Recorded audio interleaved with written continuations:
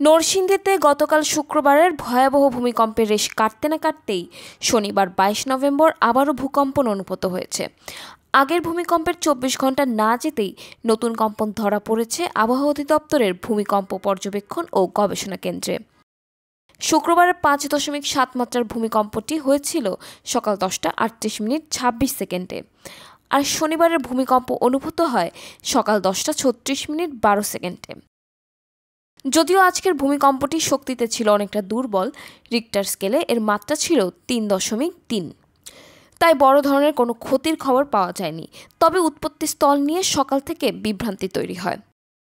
দুপুরের দিকে আবহাওয়া অধিদপ্তরের ভূকম্পন পর্যবেক্ষণ কেন্দ্রের প্রফেশনাল অ্যাসিস্ট্যান্ট নিজামুদ্দিন আহমেদ জানান, তাদের ওয়েবসাইটে প্রথমে দেখানো হয়েছিল কম্পনটির উৎস গাজীপুরের বাইপাইলে, ঢাকার উত্তর দিকে প্রায় ২৬ কিলোমিটার দূরে।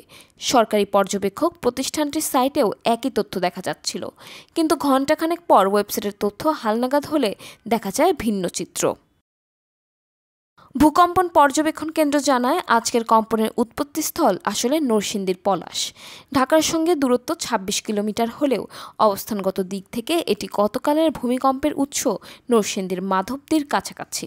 দুটি ভূমিকম্পই একই গভীরতায় হয়েছে বলে জানিয়েছে আবহাওয়া অধিদপ্তর। টানা ২ দিনের এই কম্পন রাজধানী ও আশেপাশের মানুষকে আবারও মনে করিয়ে দিল ভূমিকম্প ঝুঁকির বাস্তবতা।